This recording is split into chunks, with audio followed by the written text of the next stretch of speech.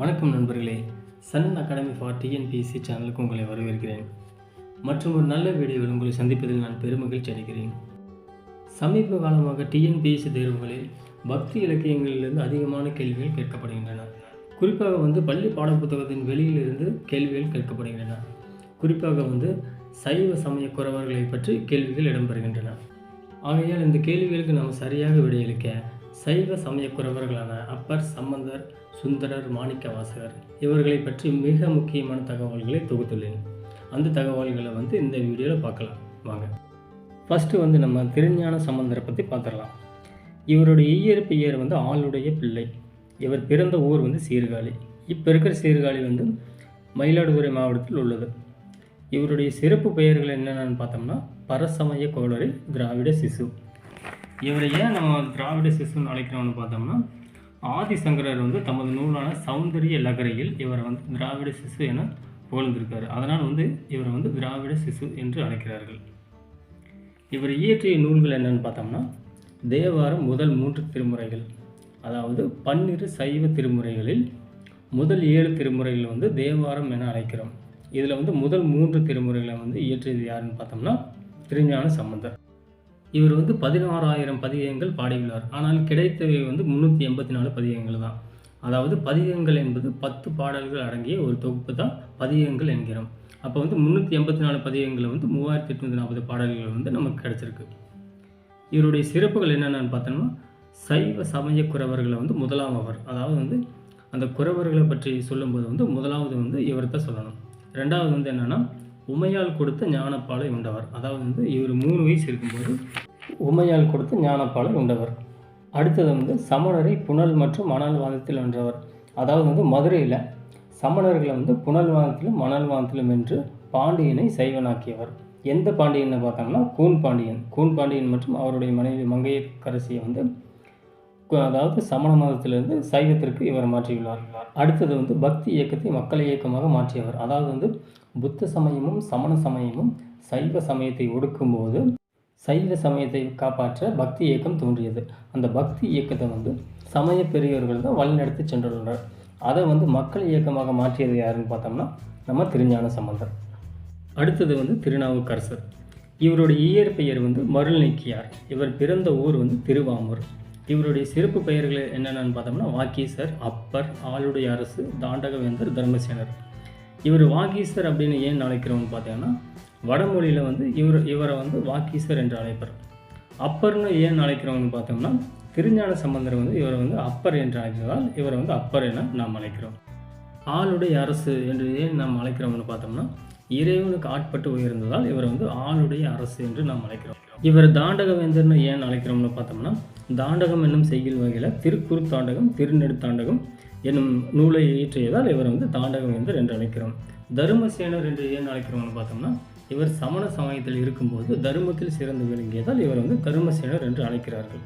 அடுத்தது இவர் இயற்றிய நூல்கள் என்னென்னு பார்த்தோம்னா அதாவது இவர் பாடிய பாடல்கள் தேவாரம் 4, 5, 6ஆம் திருமுறைகளாக தொகுக்கப்பட்டுள்ளன.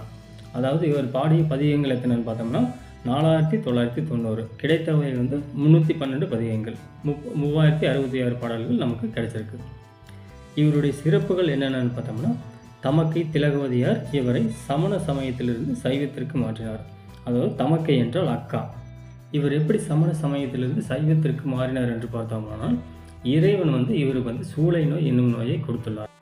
அந்த நீங்காத சூளை நோயை தீர்க்க இவருடைய தமக்கையார் திருநீர் கொடுத்து அந்த நோயை நீங்க செய்கிறார். அப்படி நீங்க செய்ததால் இவர் சமண சமயத்திலிருந்து சைவத்திற்கு மாறுகிறார். அடுத்தது முதலாம் மகேந்திரவர்மனை சமணத்திலிருந்து சைவத்திற்கு மாற்றியுள்ளார்.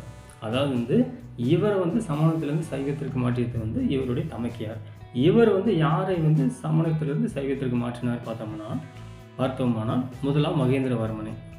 அடுத்தது பாம்பு தீண்டிய அப்பூதி அடிகளாரின் மூத்த மகனை உயிர்த்தெழச் செய்தார். அதாவது அப்பூதி அடிகள் யாருன்னு பார்த்தோம்னா திருநாவுக்கரசரையே வழிபட்டவர்.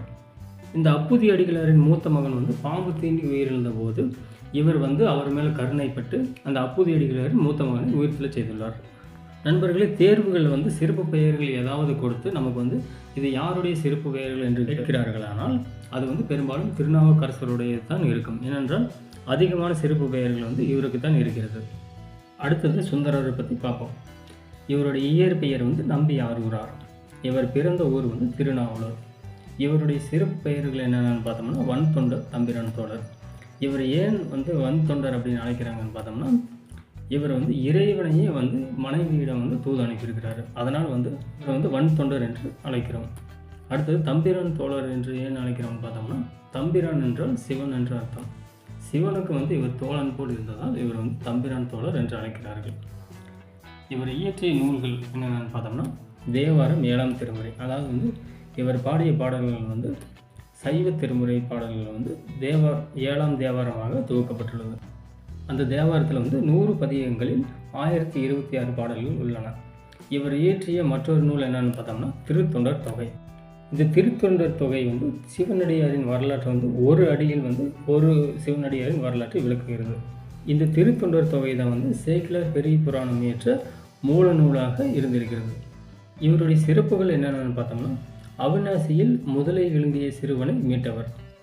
அவிநாசிங்கிறது இப்போ இருக்கிற திருப்பூர் மாவட்டத்தில் ஒரு வட்டமாக இருக்கிறது. இந்த அவிநாசியில் தான் மிகவும் புகழ்பெற்ற அவிநாசி லிங்கேஸ்வரர் சிவன் கோயில் வந்து இங்கே இருக்கிறது. அடுத்தது வந்து இவர் இயற்றிய திருத்தொண்டர் தொகை பெரிய புராணம் இயற்ற காரணமாக இருக்கிறது. இதை வந்து நம்ம முன்னாடியே பார்த்தோம். அடுத்தது வந்து இவர் வந்து திருமங்கை ஆழ்வாருடன் நட்பு பேணினார். அதாவது 12 ஆழ்வார்களில் ஒருவரான திருமங்கை ஆழ்வாருடன் நட்புடன் இருந்திருக்கிறார். அடுத்தது வந்து மாணிக்க வாசகர். இவருடைய இயற்பெயர் வந்து இலக்கிய ஆராய்ச்சியாளர்கள் வந்து சரியாக அறிந்து கொள்ள முடியவில்லை என்று கூறியிருக்கிறார்கள். இவர் பிறந்த ஊர் என்னன்னு பார்த்தோம்னா திருவாதவூர். இவருடைய சிறப்பு பெயர்கள் வந்து அருள் வாசகர், மணிவாசகர், தென்னவன் பிரம்மராயர். இவருடைய பாடல்கள் வரிகள் வந்து இரக்கமும் மற்றும் இவருடைய பாடல்கள் வந்து மணியை போல் உள்ளதால் இவர் வந்து அருள் வாசகர், மணிவாசகர் என்று அழைக்கப்படுகிறார்.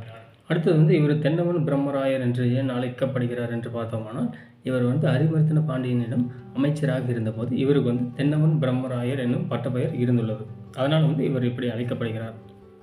அடுத்தது வந்து இவர் இயற்றிய நூல்கள் என்னென்னு பார்த்தோம்னா, இவர் இயற்றிய திருவாசகமும் திருக்கோவையார் நூலும் 8ஆம் திருமுறையாக சைவ திருமுறையில் துவக்கப்பட்டுள்ளது. அடுத்தது வந்து இவர் திருவெம்பாவை என்னும் நூலையும் இயற்றியுள்ளார். இந்த திருவெம்பாவை தான் அதாவது மார்கழி மாதத்தில் சைவ பக்தர்கள் வந்து பாடக்கூடியது. இந்த திருவாசகம் வந்து 656 பாடல்களும், திருக்கோவையார் வந்து 400 பாடல்களும், திருவெம்பாவை வந்து 20 பாடல்களையும் கொண்டது. அடுத்தது வந்து இவருடைய சிறப்புகள். இவர் வந்து அழுது அடியடைந்த அன்பர் என்று அழைக்கப்படுகிறார். இவர் வந்து அரிமர்த்தன பாண்டியனிடம் வந்து பிரதம அமைச்சராக இருந்துள்ளார். அடுத்தது இவரின் பொருட்டே இறைவன் பிட்டுக்கு மண் சுமந்தார். அதாவது இந்த மாணிக்க வாசகரின் பொருட்டே சிவன் வந்து வந்து என்ற கிழவியின் கூலியாளாய் சென்று பிட்டுக்கு மண் சுமந்திருக்கிறார். நண்பர்களே, இவர் இயற்றிய திருவாசகம் வந்து சைவ வேதம் என்று அழைக்கப்படுகிறது. நண்பர்களே, இந்த வீடியோ உங்களுக்கு பயனுள்ளதாக இருக்கும் என்று நம்புகிறேன். நண்பர்களே, 12 சைவ திருமுறைகளை பற்றி முழுமையாகவும் எளிமையாகவும் தெரிந்து கொள்ள வேண்டும் என்று நினைத்தால் நம்முடைய சேனலில் பிளேலிஸ்ட்டில் அதற்கான வீடியோ உள்ளது. அதை பார்த்து நீங்கள் 12 சைவ திருமுறைகளையும் எளிமையாக விளங்கிக் கொள்ளலாம். நன்றி நண்பர்களே. மற்றும் ஒரு பயனுள்ள வீடியோவில் உங்களை வந்து சந்திக்கின்றேன். தேர்வுகளில் அதிக மதிப்பெண்கள் பெற தொடர்ந்து நமது ஊடகத்துடன் இணைந்திருங்கள். சப்ஸ்கிரைப் செய்யுங்கள். நன்றி, வணக்கம்.